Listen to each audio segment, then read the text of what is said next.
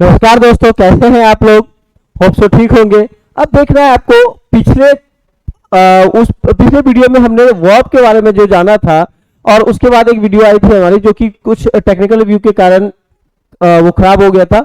हम उसी को आगे बढ़ने वाले हैं आज कि क्या वहां पे कौन कौन सी जो प्रॉब्लम आई थी, उस प्रॉब्लम को हम कैसे दूर करेंगे। क्या हमने जो इंट्रोडक्शन ऑफ वर्ब पढ़ा था, उस इंट्रोडक्शन ऑफ वर्ब के अलावा हम और क्या क्या उसमें पढ़ सकते हैं, कौन कौन सा चीज उसमें इंपॉर्टेंट है, और जिससे आपको किसी भी टाइप के क्वेश्चन जब आप एसएससी, बैंक, यूपीएससी जैसे एग्जाम में बैठते हैं, वहां पर रिलेटेड टू वर्ब से जो प्रॉब्लम आती है वो प्रॉब्लम नहीं आना चाहिए। उस पर हम कैसे काम करेंगे, इन चीजों पे बात करेंगे। और यहाँ पे जो बातें होगी बाइलिंगुअल होगी, उसमें कोई प्रॉब्लम नहीं है। अगर कहीं कोई दिक्कत हो तो आप कमेंट करेंगे और बात सब बताएंगे कि क्या प्रॉब्लम आ रही है। ठीक है, तो हम अपने टाइम वेस्ट ना करते हुए हम आगे बढ़ते हैं।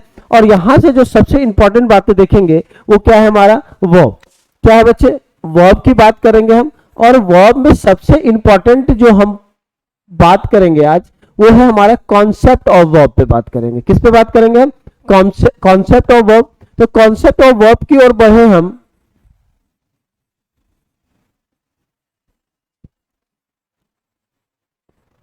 तो इसमें सबसे ज्यादा जरूरी क्या चीजें हमें देखना होगा कि कौन कौन सा पॉइंट है जो वर्ब को क्लियर करता है। क्लियर है, देखिए सबसे पहले लास्ट क्लास में हमने देखा था कि वर्ब के दो पार्ट्स हो गए, हेल्पिंग वर्ब और क्या हो जाता था, एक ऑक्सिलरी वर्ब आ जा रहा था हमारा, दूसरा था मॉडल वर्ब। अब हमें ये पढ़ना है कि ऑक्सिलरी वर्ब क्या होता है, मॉडल वर्ब क्या होता है, कैसे उसको हम इंडिकेट करेंगे, कौन कौन सा टाइप का क्वेश्चन बनेगा, इन सभी चीजों पर ध्यान पूर्वक बात करेंगे। तो सबसे देखिए, सबसे पहले बात आती है प्राइमरी ऑक्सिलरी। प्राइमरी ऑक्सिलरी जो है बच्चे, ये क्या है, प्राइमरी ऑक्सिलरी को हम तीन भागों में बांटा गया है। एक होता है टू बी, दूसरा होता है to have, to be, to have and to do. Clear है। अब ये टू बी क्या है, टू हैव क्या है और टू डू क्या है, तो इस बात पे काम करेंगे। और प्राइमरी ऑक्सिलरी जो है हमारा, वो टोटल कितना है बच्चे, टोटल ये 11 प्राइमरी ऑक्सिलरीज होते हैं। इस पे भी थोड़ा ध्यान रखना होगा आपको।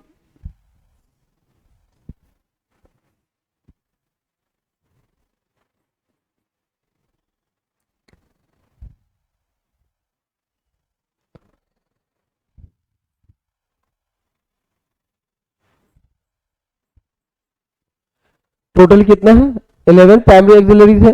अब इस पे हम कैसे कैसे बात करेंगे, तो टू बी क्या होता है, टू हैव क्या होता है और टू डू क्या होता है।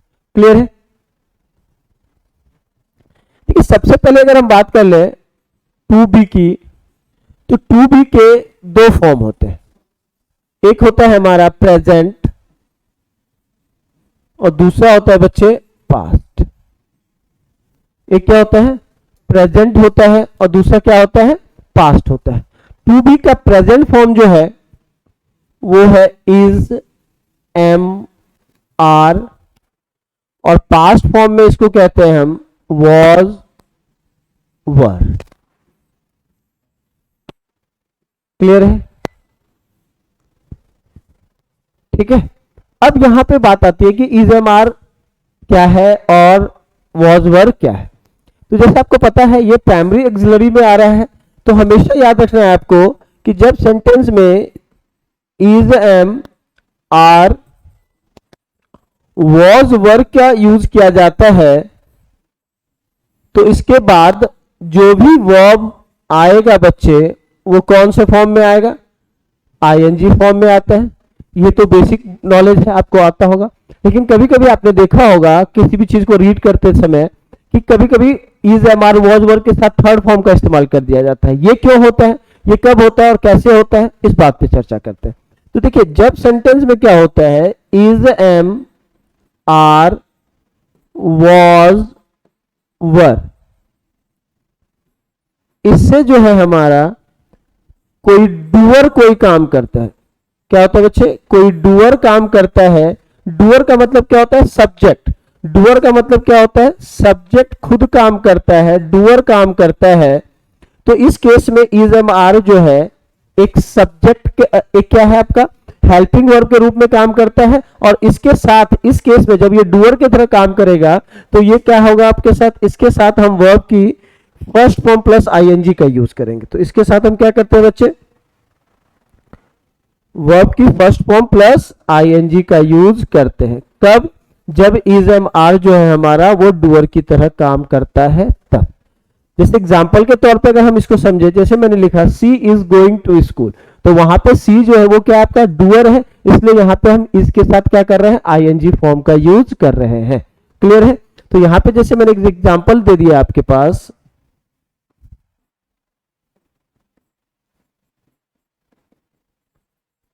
सी is going to school.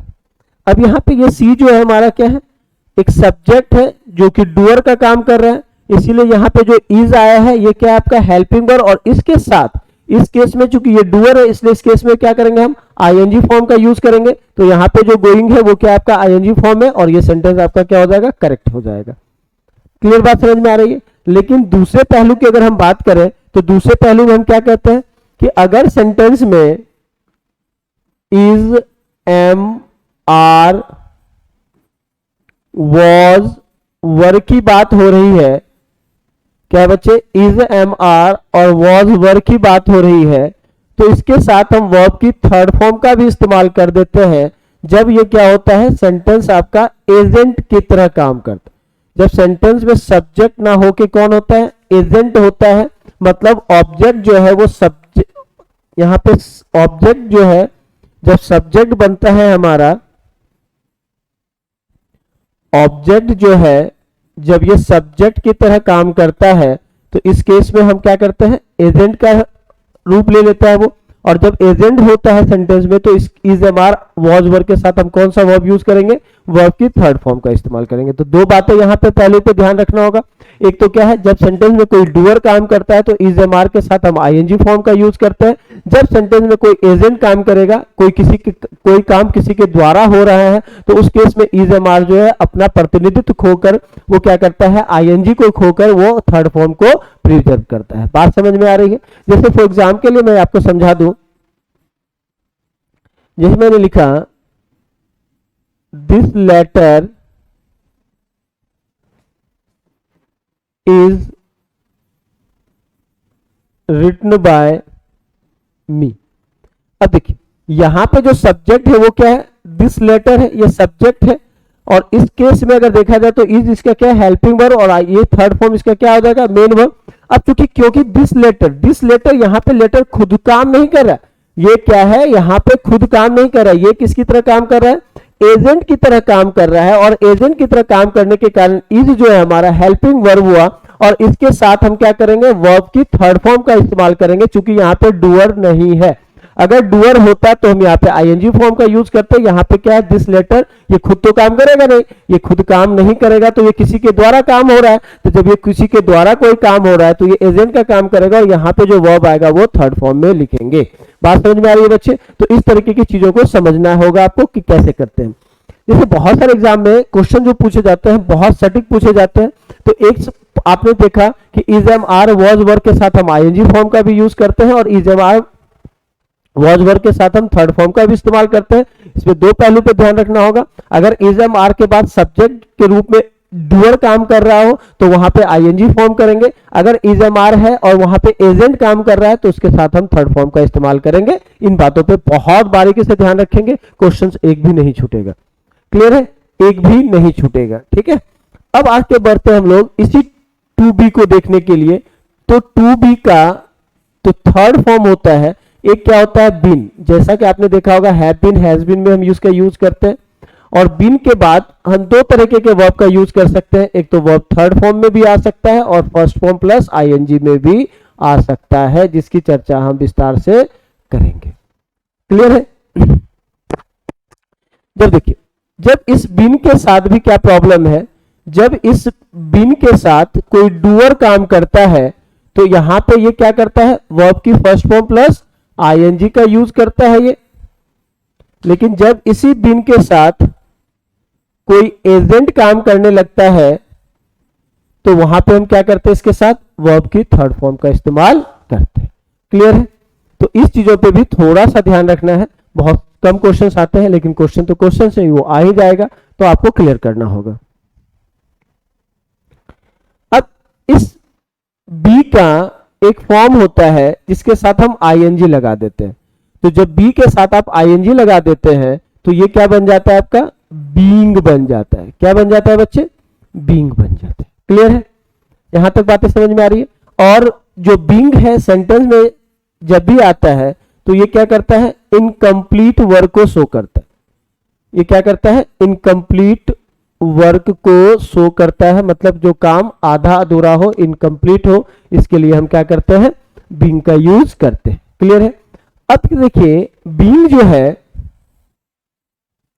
Being के साथ प्रॉब्लम क्या है, अगर बीइंग के बाद कोई वर्ब की चर्चा हो रही है, बीइंग के साथ कोई वर्ब की चर्चा हो रही है, तो बीइंग के साथ जो वर्ब आएगा वो कौन से फॉर्म में आएगा बच्चे?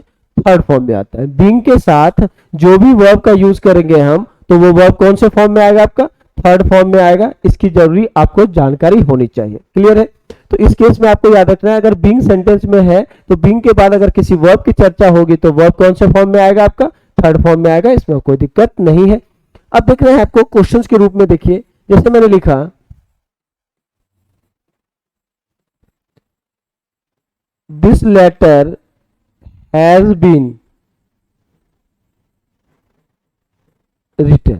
अब देखिए यहां पे ये दिस लेटर है, ये एजेंट है, इसलिए यहां पे हैज बीन के साथ हम क्या कर रहे हैं, थर्ड फॉर्म का इस्तेमाल कर रहे हैं। Written comma I insist on being send at once. Clear? अब यहां पे देखिए क्या कह रहा है, आई इंसिस्ट ऑन बीइंग। यहां पे बात किसकी आ रही है बच्चे? बीइंग की हो रही है। इसमें यहां पे चर्चा किसकी हो रही है? बीइंग की हो रही है। तो इस बीइंग के बाद जो वर्ब आएगा आपका वो कौन से फॉर्म में होना चाहिए? थर्ड फॉर्म में होना चाहिए। लेकिन यहां बीइंग के बाद जो वर्ब है वो कौन से फॉर्म में है? फर्स्ट फॉर्म में है। तो इसके फर्स्ट फॉर्म को हम क्या करेंगे, रिमूव करके यहां पे इसका थर्ड फॉर्म लिखेंगे, जो कि क्या होगा, सेंट होगा। बात समझ में आ रही है? तो बीइंग जहां कहीं पे भी होगा उसके बाद जो वर्ब की चर्चा करेंगे वो वर्ब कौन से फॉर्म में होगा? आपका थर्ड फॉर्म में होगा। यहां तक कोई दिक्कत हो तो बता सकते हैं, सर कोई दिक्कत है। क्लियर है? अब इसका एक कॉन्सेप्ट आपको और क्लियर करना होगा। कह रहा है अगर सेंटेंस में बीइंग की चर्चा हो रही है तो सबसे पहले आपने देखा कि बीइंग के बाद अगर कोई भी वर्ब आएगा तो वर्ब आपका कौन से फॉर्म में होना चाहिए? थर्ड फॉर्म में होना चाहिए। ये तो आप कहीं से भी क्वेश्चंस उठाएंगे बन जाएगा ये। अगर बीइंग है, वर्ब है, तो कौन से फॉर्म में आएगा? थर्ड फॉर्म में आएगा। आपको इसमें सोचने की जरूरत नहीं पड़ेगी। अब दूसरी सबसे बड़ी बात इसमें क्या आती है, अगर सेंटेंस में बीइंग की चर्चा हो रही है, अगर सेंटेंस में क्या है बच्चे, बीइंग की चर्चा हो रही है और बीइंग के बाद अगर टाइम, सीजन, वेदर या साइट की चर्चा हो रही है, अगर सेंटेंस में बीइंग है और बीइंग के बाद क्या कर रहे हैं बेटे, समय, ऋतु, मौसम और दृश्य की चर्चा कर रहे हो, अगर बीइंग है, बीइंग के बाद टाइम, सीजन, वेदर या साइट की चर्चा हो रही हो, तो बीइंग को क्या चाहिए, बीइंग को एक इंट्रोडक्टरी सब्जेक्ट चाहिए बच्चे। बीइंग को क्या चाहिए, एक इंट्रोडक्टरी सब्जेक्ट की नीड होगी और वो इंट्रोडक्टरी सब्जेक्ट आपका क्या होगा, इट होगा। क्या हो जाएगा बच्चे, इट होगा। आपको ज्ञान होना चाहिए कि अगर सेंटेंस में बीइंग है और बीइंग के बाद टाइम, सीजन, वेदर या साइट की चर्चा हो रही है तो बीइंग को एक इंट्रोडक्टरी सब्जेक्ट की जरूरत होगी और वो इंट्रोडक्टरी सब्जेक्ट क्या होगा, आपका इट होगा। ये गौर करना है और बहुत सारे क्वेश्चंस इस एग्जाम, इस टाइप से एग्जाम में पूछे जाते हैं। जैसे आपको देखा गया, आपने लिखा बीइंग अ, जैसे आपने लिखा being a rainy day, comma. अब देखिए यहां पे बीइंग है और बीइंग के बाद ये रेनी डे आ रहा है, कहीं ना कहीं ये सीजन और वेदर की बात कर रहा है। अगर बीइंग के बाद सीजन और वेदर या टाइम या साइट की चर्चा हो रही है तो इस केस में बीइंग के पहले हमें क्या लगाना होगा, ये सेंटेंस क्या आपका इनकम्प्लीट है और इनकरेक्ट है, तो इसके पहले हम अगर इट लगा दें तो सेंटेंस हमारा क्या बन जाएगा, it being a rainy day, ये हमारा कंप्लीट सेंटेंस हो जाएगा। इसके आगे भी सेंटेंस हो सकता है जो कि आप सेंटेंस को क्लियर कर सकेंगे, बट लेकिन एरर आएगा तो आपको यहीं से आना है और इस तरीके की चीजों को ध्यान रखना होगा। क्लियर है? तो अब यहाँ पे दो बातें आ गई। एक हमने बिंग के बारे में सीखा कि बिंग, पहले हमने is am are was were के बारे में सीखा। तो टू बी जो है बच्चे, टू बी का एक फॉर्म हमने इज एम आर देखा, एक वॉज वर देखा, एक प्रेजेंट में इज एम आर, पास्ट में क्या था was were. Is am are was verb के साथ अगर सेंटेंस में वर्ब की चर्चा की जाती है तो मेन वर्ब के रूप में वहां पे आईएनजी फॉर्म आता है, as you know very well, to the first. आप पहले ही दिन से जब आप पढ़ना स्टार्ट करते हैं तो वहां से आपको बताया जाता है कि इज एम आर हो तो आईएनजी फॉर्म लगा देंगे। लेकिन बट आप जैसे जैसे आपकी क्लासेस बढ़ती जाती है आपको ये चीजें कभी कभी देखने को मिलता है कि कभी कभी is am are was verb के साथ थर्ड फॉर्म भी देखने को मिलता है। तो वहां पे क्या प्रॉब्लम आती है? तो वहां पे मेरे बच्चों ये प्रॉब्लम आती है कि अगर सेंटेंस में is am are was were हो और उसका सब्जेक्ट जो है डूअर की तरह काम कर रहा हो, मतलब खुद वो सब्जेक्ट जो है खुद परफॉर्म कर रहा है, खुद काम कर रहा हो, तो उस केस में हम क्या करेंगे? उस केस में वहां पे बिल्कुल सही बता रहे हैं, उस केस में हम वहां पे आईएनजी फॉर्म का यूज करते हैं जो कि आपका कॉन्टिन्यूअस टेंस बनता है। बट इन दैट केस अगर सेंटेंस में इज एम आर है और वहां का जो सब्जेक्ट है वो डूअर ना होके एजेंट, मतलब वो काम खुद ना करके किसी दूसरे के सहायता से कर रहा है, तो इस केस में क्या होगा कि जो सेंटेंस का सब्जेक्ट होगा वो एजेंट की तरह काम करेगा और वहां पे जो है is am are helping verb है वो अपने साथ आने वाला जो मेन वर्ब होगा वो थर्ड फॉर्म में लेके आएगा। बहुत सारे बच्चे कह रहे हैं कि सर ये तो पैसिव वॉइस में पढ़ना, हाँ पढ़ना आपको पैसिव वॉइस में, बट जानकारी आपको यहीं पे रखनी होगी क्योंकि वर्ब के चैप्टर में भी ऐसे ऐसे क्वेश्चन बहुत आते हैं। अगर आपको देखना हो तो आप जब इसकी एक्सरसाइज में करवाऊंगा तो पूरा का पूरा वो चीजें आपको दिखेगी, लेकिन अभी तत्काल आपको इन चीजों पे भी गौर करना पड़ेगा। यहां तक बातें समझ में आ गई। दूसरी बात हमने देखा कि अगर सेंटेंस में बीन आता है, एक बीन, बी का जो थर्ड फॉर्म होगा वो बीन आता है, तो बीन के साथ हम जरूरत के हिसाब से डूअर और एजेंट को देखकर हम आईएनजी और थर्ड फॉर्म का इस्तेमाल करते हैं, इसमें कोई दिक्कत नहीं है। एंड द मोस्ट इंपॉर्टेंट, अगर हम बी के साथ आईएनजी फॉर्म का यूज करते हैं तो बी के साथ अगर आईएनजी लगाते हैं तो बी इक्वल क्या हो जाता है? Be plus ING equal being हो जाता है। क्या हो जाता है बच्चे? बीइंग हो जाता है। और पूरी इंग्लिश में याद रखना है, अगर सेंटेंस में कहीं पे भी बीइंग है तो बीइंग के बाद जो वर्ब आएगा वो कौन से फॉर्म में आएगा? आपका थर्ड फॉर्म में आएगा। बी के साथ आईएनजी लगेगा तो बीइंग, और बीइंग के बाद अगर किसी वर्ब की चर्चा हम कर रहे हैं तो वो वर्ब क्या होगा? आपका थर्ड फॉर्म में आएगा। ये बातें क्लियर है? और यहां से हमने एक एग्जांपल भी लिया था, क्लियर है यहां तक। लेकिन दूसरी बात कह रहा है कि अगर सेंटेंस में हेयर, देयर और एवरीवेयर कहीं पे भी बीईआईएनजी बीइंग की चर्चा हो रही है और बीइंग के बाद टाइम, सीजन, वेदर या साइट की चर्चा हो रही है मेरे बच्चे, तो बीइंग को एक इंट्रोडक्टरी सब्जेक्ट की जरूरत पड़ती है। बीइंग को किसकी जरूरत पड़ती है? इंट्रोडक्टरी सब्जेक्ट की जरूरत पड़ती है और वो इंट्रोडक्टरी सब्जेक्ट आपका क्या होगा? इट होगा। बात समझ में आ रही है? तो यहाँ पे सेंटेंस में हमने देखा, जैसे हमने लिखा बीइंग और रेनी डे, तो बीइंग के बाद यहाँ पे बात किसकी हो रही है? रेनी डे की हो रही है, जो कि क्या आपका एक सीजन या वेदर को परफॉर्म कर रहा है। अगर बीइंग के बाद टाइम, सीजन या वेदर, साइट की चर्चा होगी तो बीइंग के पहले इंट्रोडक्टरी सब्जेक्ट इट का आएगा, जिससे कंप्लीट सेंटेंस हमारा बनेगा it being a rainy day. यहां तक बातें समझ में आई तो बता सकते हैं सर समझ में आ गई, ऑल इज क्लियर। तो यहाँ पे ऑल इज क्लियर है तो सब कुछ बता सकते हैं सर क्लियर है, कोई दिक्कत नहीं है।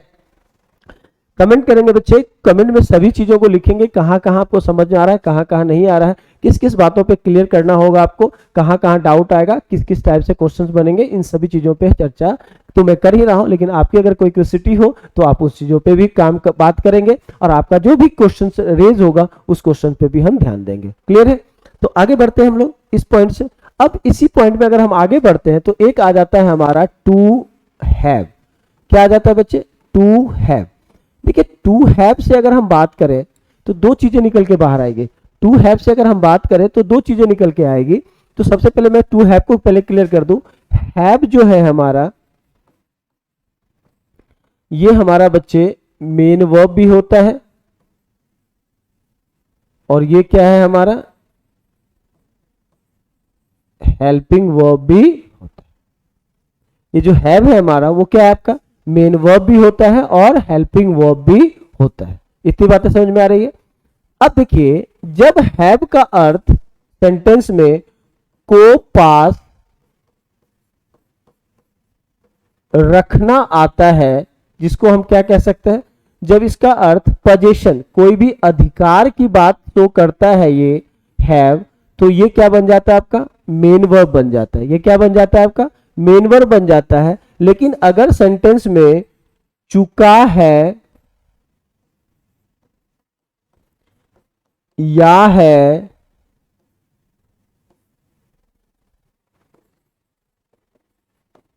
चुका था या था का अर्थ देता है, तो ये हैव जो है आपका क्या बन जाता है आपका ये आपका हेल्पिंग वर्ब बन जाता है। बात समझ में आ रही है? यहां तक में कोई दिक्कत हो तो बता सकते हैं। अब क्या कह रहा है बच्चे कि हैव जब मेन वर्ब बनता है तो यहां पे क्या है, ये हैव जब मेन वर्ब बनता है तो इसके फर्स्ट फॉर्म भी होंगे, सेकेंड फॉर्म भी होंगे और थर्ड फॉर्म भी होगा। तो हैव और हैज जो है ये फर्स्ट फॉर्म में आता है। सेकेंड फॉर्म में कौन आता है हैड, जिसकी चर्चा हम चुका था में कर रहे हैं, को पास रखना था के अर्थ में करेंगे। और थर्ड फॉर्म क्या हो जाता है आपका हैड हो जाता है। क्लियर बात? यहां तक बातें समझ में आ रही है? तो इस तरह की चीजों को पहले ध्यान से देखेंगे तो ये क्या बन जाएगा आपका मेन वर्ब बन जाएगा। जैसे आप लोग कभी कभी बोलते होंगे मेरे पास घर है, मेरे पास घर था, मेरे पास कार है, मेरे पास कार था। तो इस सेंटेंस को हम कैसे बोलते हैं आई हैव अ कार। तो वहां पे हैव जो है हमारा क्या कर रहा है पोजीशन बता रहा है, को पास रखना का अर्थ दे रहा है। तो इस केस में वो जो हैव है वहां पे मेन वर्ब का काम कर रहा है और इसके साथ हम क्या कर रहे हैं वहां पे वो हैव फर्स्ट फॉर्म में। अगर मैं था की बात करूं तो आई हैड अ कार, तो वहां पे जो केस में बनेगा वो क्या बन जाएगा आपका वो भी पोजीशन दे रहा है लेकिन वो आपका सेकंड फॉर्म या थर्ड फॉर्म में काउंट होगा। बात समझ में आ रही है? यहां तक क्लियर है तो बता दीजिए सर क्लियर है, कोई दिक्कत नहीं है। अब यहां पे थोड़ी सी बात कर लेता हूं मैं कि जो ये हैव है हमारा, जब ये रिसेंट कोई काम करता है, रिसेंटली चीजों का इंडिकेशन देता है, हाल ही में हुआ कोई काम, क्या होता है हाल ही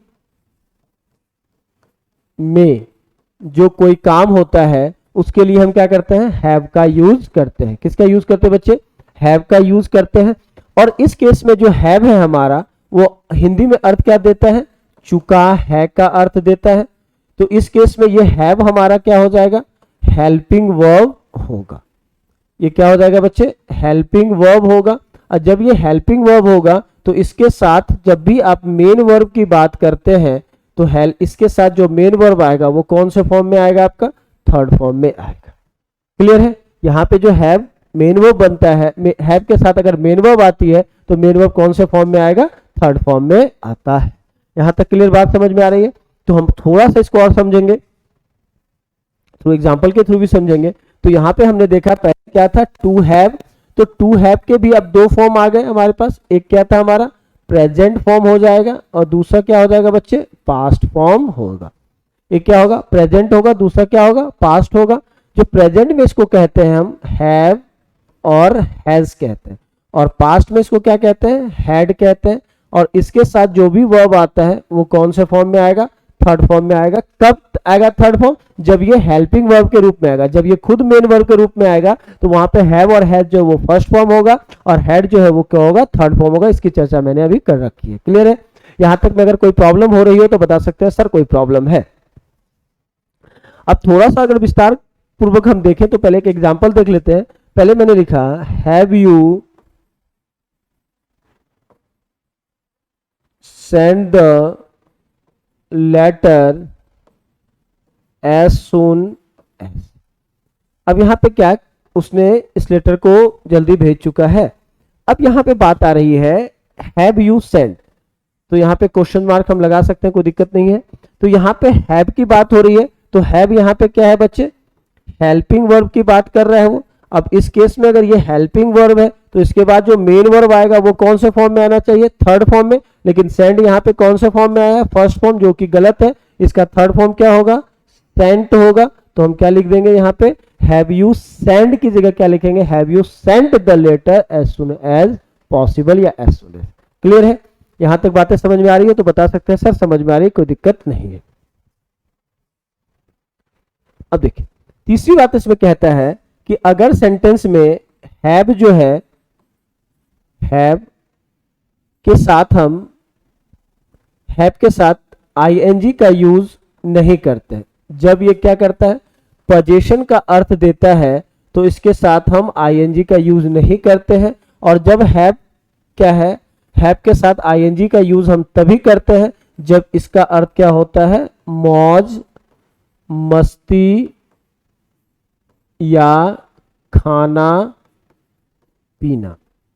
जब क्या होता है बच्चे, हैव का अर्थ आईएनजी, हैव के साथ हम आईएनजी का यूज नहीं करते हैं। जब इसका अर्थ पोजीशन के रूप में आएगा तो ये मेन वर्ब होगा और इसके साथ आईएनजी का यूज नहीं करेंगे। जब इस हैव का अर्थ के साथ आईएनजी तभी लग सकता है जब इसका अर्थ मौज मस्ती या खाना पीना के अर्थ में यूज करते हैं तब। जैसे फॉर एग्जांपल मैंने लिखा आई एम हैविंग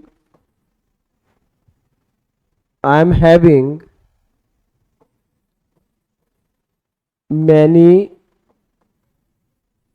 फ्रेंड्स। मैंने क्या लिखा, I am having many friends. अब यहां पे देखिए मेरे पास बहुत सारे दोस्त हैं। यहां पे जो ये हैव है ये क्या कर रहा है बच्चे, पोजीशन का अर्थ दे रहा है। तो जब ये पोजीशन का अर्थ देगा आपके सेंटेंस में तो इसके साथ आप आईएनजी नहीं लगाएंगे तो एम भी कट जाएगा। तो रेस्ट ऑफ क्या लिख दे सकते हैं हम इसमें, तो यहां पे ये आपका मेन वर्ब बन जाएगा। तो हम क्या लिखेंगे, आई हैव मेनी फ्रेंड्स। ये बातें यहां तक क्लियर है? यहां तक में अगर कोई दिक्कत हो रही है तो बता सकते हैं सर कोई दिक्कत है। बट सर आप मौज मस्ती की बात कर रहे थे, जैसे कभी कभी आपने देखा होगा आप बोलते हैं आई एम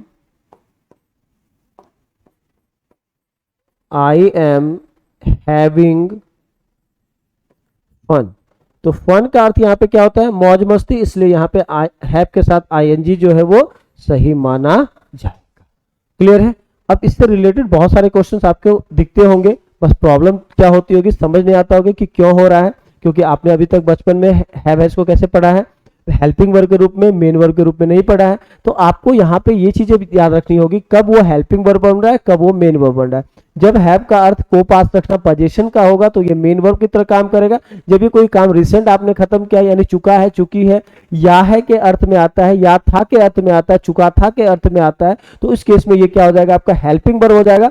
और इस केस में इसके साथ आप क्या कर सकते हैं, इस केस में ये आपका मेन वर्ब बन जाएगा, हेल्पिंग वर्ब बन जाएगा। और इसके बाद जो वर्ब आएगा वो थर्ड फॉर्म में ही आएगा। इतनी बातें याद है और इतनी बातें याद रखनी होगी आपको। Got it?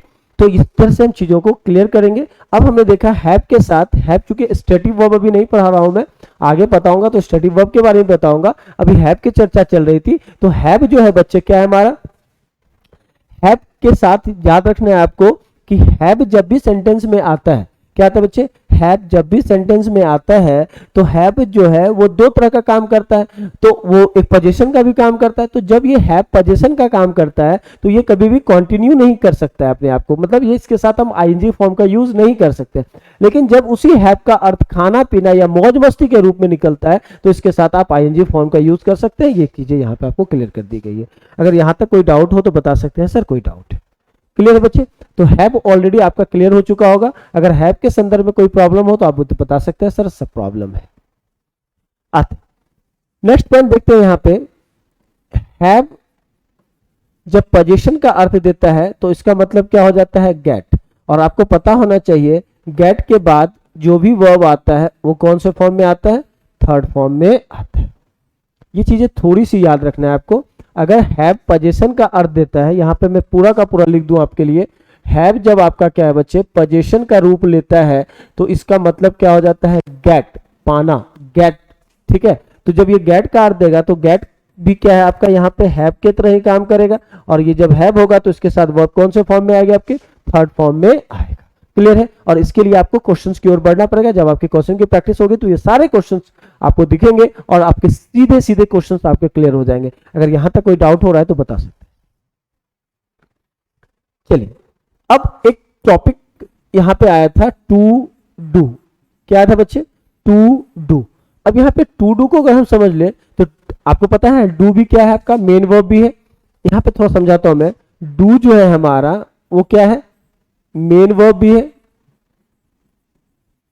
और ये हेल्पिंग वर्ब भी है। इतनी बात समझ के रखना है आपको।